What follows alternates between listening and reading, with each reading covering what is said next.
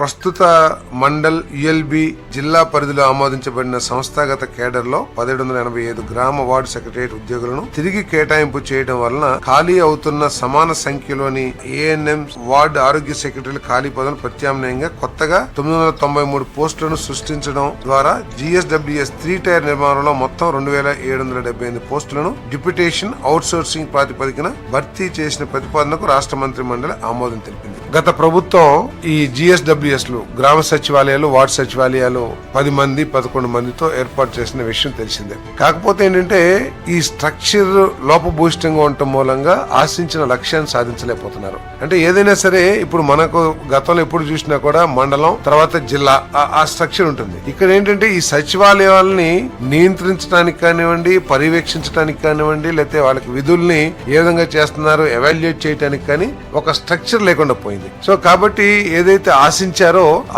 స్థాయిలో పనులు జరగట్లా. గత ప్రభుత్వం అనాలోచితంగా చేసిన కార్యక్రమం కానివ్వండి, లేకపోతే ఎందుకు జరిగింది తెలియదు కానీ దీనికి ఇప్పుడు ఈ ప్రభుత్వం 3 టైర్ స్ట్రక్చర్ ని ఏర్పాటు చేయాలని చెప్పేసి జిల్లాలో కూడా GSWS పెట్టేసి ఈ ఉన్న ఎంప్లాయీస్ అందరినీ కూడా రీలొకేట్ చేయాలని నిర్ణయం తీసుకుంటాం జరిగింది. మరి దాని ద్వారా ఏర్పడే 993 పోస్టులను సృష్టించడం, అదేవిధంగా 2778 పోస్టులని డిప్యూటేషన్ మీద గానీ అవుట్ సోర్సింగ్ మీద గానీ అపాయింట్ చేసుకుంటానికి చేసిన ప్రతిపాదనని మరి ఆమోదించడం జరిగిందని చెప్పేసి నేను మనవి చేస్తాను.